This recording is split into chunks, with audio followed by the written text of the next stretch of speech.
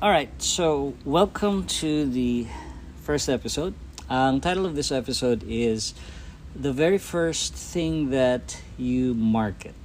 Okay, I think this is bagay na bagay kasi since the title of the podcast is life and marketing, so might as well talk about what is the very very first thing that a person actually markets. Okay, what do you think of that question? Naalala mo nung unang-una kang nagka-crush? Ilang taon ka na? Nagka-crush. Nagka-crush? Oh, I was 12 years old.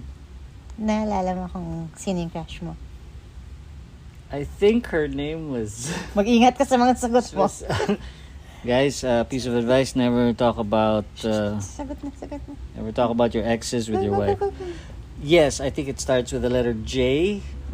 Long ago. 12 years old ako nun. It's a long time ago. Okay. Taga saan yung crush mo? Kapitbahay namin. Tapos, bakit mo siya naging crush? Cute. And, I don't know, I was 12, I was stupid. So dahil kapitbahay Cute mo siya, palagi mo siya nakikita? Yeah, karati ko nakikita. So, paano nagbabago yung demeanor mo pag wala siya, nasa bahay ka, or pag kasama mo yung mga friends mo, compared sa nandun siya, tapos nakikita mo siya, at nakikita ka niya? Ay, wow. I'm an idiot pag nandun siya. As in, torpe to the max. Wala akong nagawang tama pag nakita ko siya.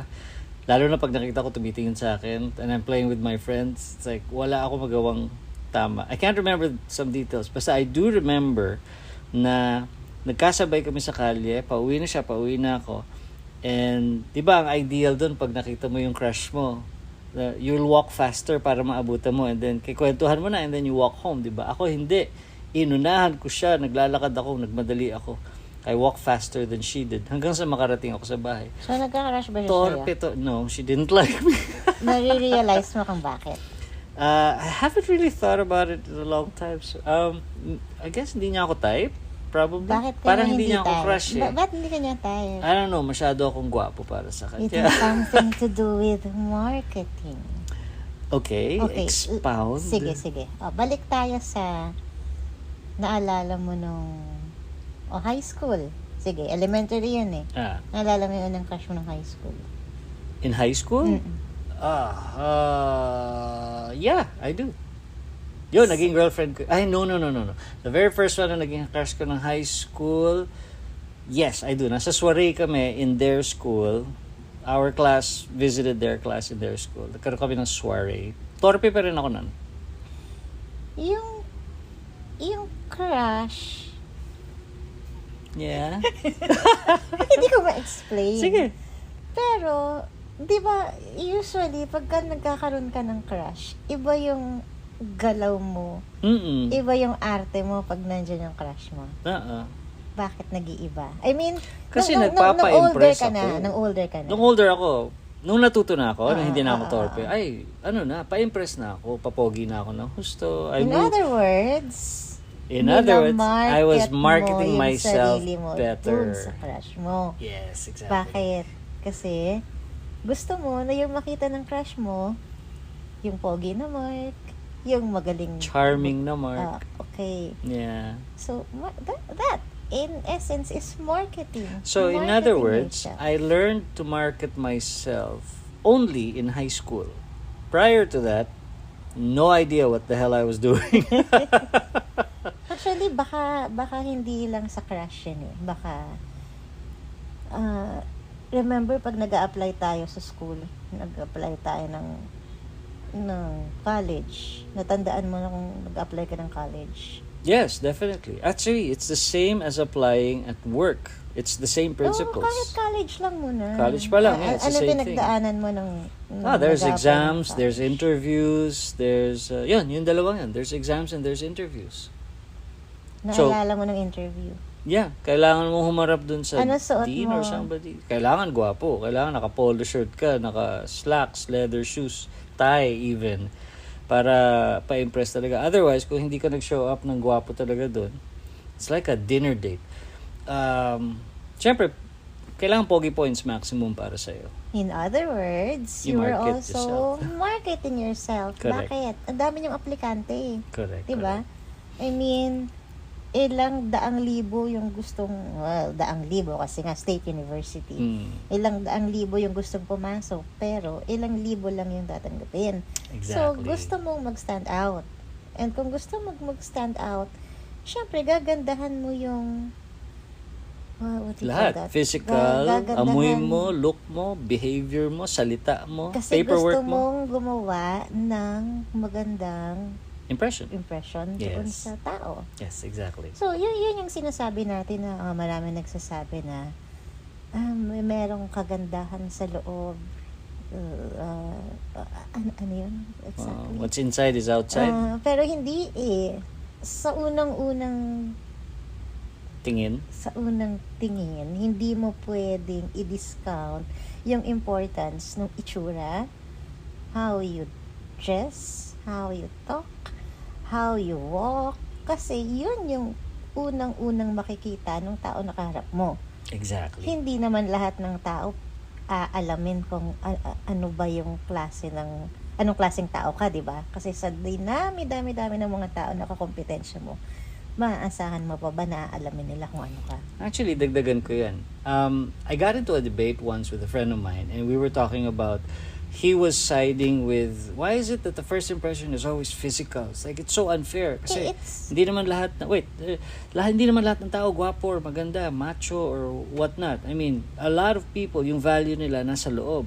So I argued, sabi ko, yes, but being a marketing guy, and I can relate it to real life, the first impression is almost always related to the physical. Before anybody becomes interested in your inside, your personality, yung galing mo and everything, first and foremost, there's the basic things, which is, part of the basic thing is your look. So kung nasa school ka, they look at your grades, they look at the interview, they look at the recommendations. Those are the basics. And then they try to dig deeper into you. And then when you get out of school, it's the same thing when you go to work. First, it's the resume. It has to have a good impression. It has to look good, quote unquote. And then if your resume passes through thousands of resumes, you get the first job interview. And then you have to look good, you smell good, you talk good. Physical lahat yun, external. Before they even start digging into your personality and your capabilities. Kumbaga, process yun eh. External muna, sadly, before internal. Exactly. But that's the way of the world right now that we have to accept. Exactly. So we agree. Hindi na. So, yun na nga yung sinasabi natin na kung ikaw ay i-interviewin for a job, why would you show up in a t-shirt or jeans or ripped jeans and a backpack? Unless of course, ano ba yung mga industries na acceptable yung showing up in a t-shirt or in ripped jeans. Yeah, I agree. There are some industries that when you apply, you can have fashion differences. But the point there is dapat sadya. Kung halimbawa dumating ka sa isang interview for a hairstyle job, what's the word ba for somebody who does hairstylist job? If you arrive for a job interview for a hairstylist job, by all means go crazy with your hairstyle, but never do a crazy hairstyle when you're applying for an accountancy corporate job. Like in my Maybe field, nabagayan. Like in my field, nag-a-apply ka na teacher.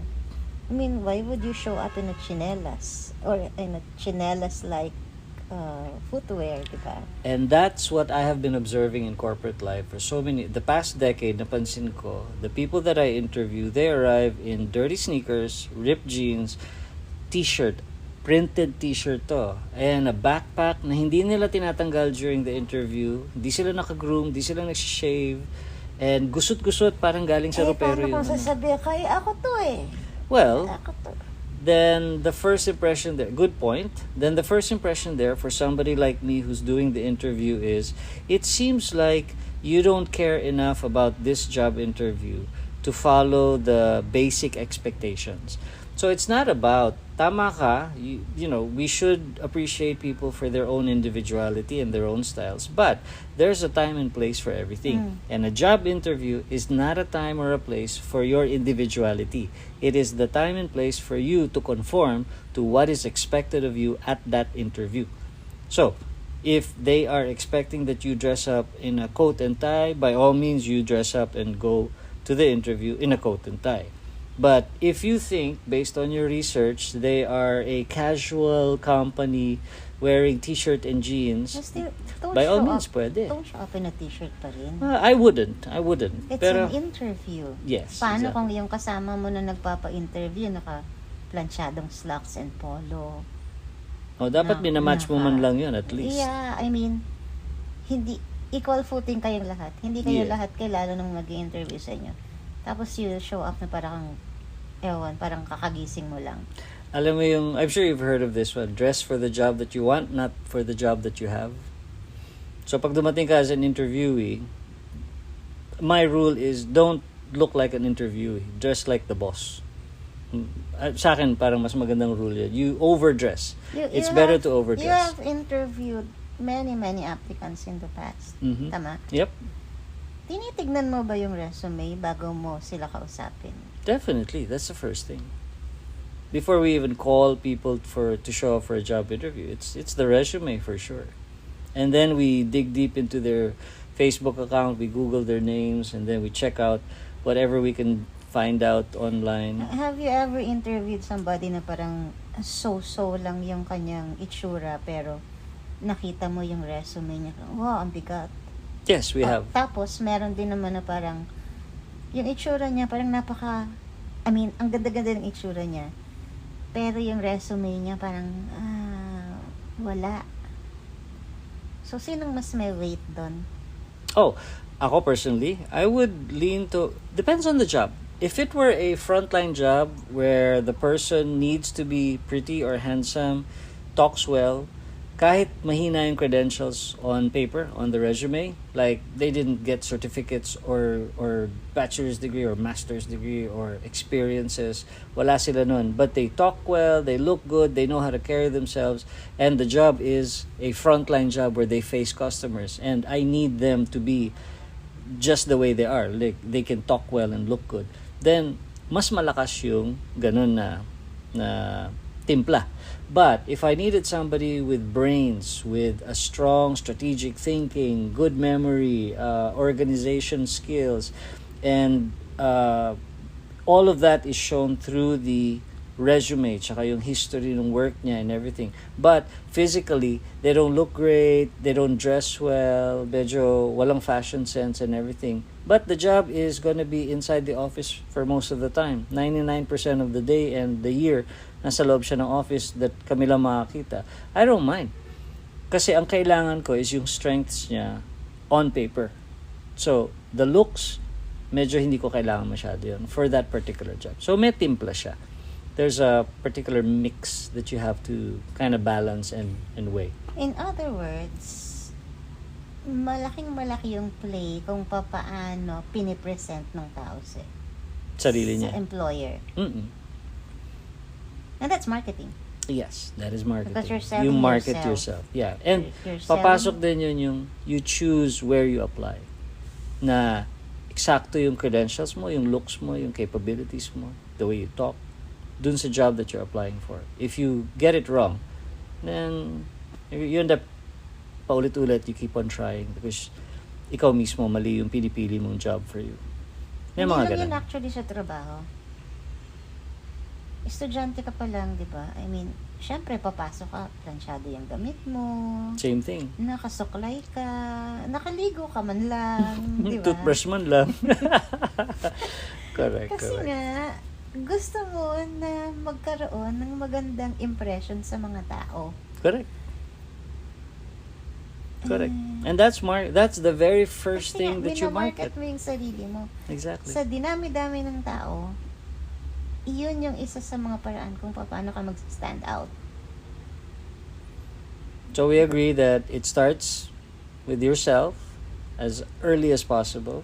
It shows up in school and in your application for college. And then it shows up again, it's needed again with the boyfriend-girlfriend situations, even in friendships and parties. And it shows up again at work when you're applying and reapplying. And that is really the first thing that you ever market in your life. You market yourself to other people. different kinds of people. And different years of your life, iba-iba yun naman ang market. So, let me just close the conversation. Thank you, Ma'am Lissa, for your valuable insight. You're welcome.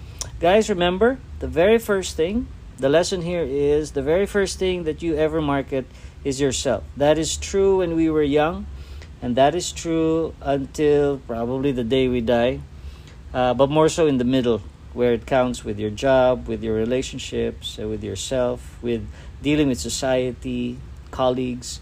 You market yourself. And that's the very, very first thing. And you don't have to be a marketer to know this or do this. It applies to everyone in every aspect of life. The first thing that you market is yourself. So pay attention to that. Make sure that you are conscious of how you look, how you present yourself, how you talk, in relation to who's looking. So, dagdag ko lang to. Kasama dyan yung pagpo-post mo sa social media. Exactly. So, the social media, guys, is not a place na tapunan ng basura or something. Don't be makalat. Don't be makalat. Don't crap in your own backyard, so to speak.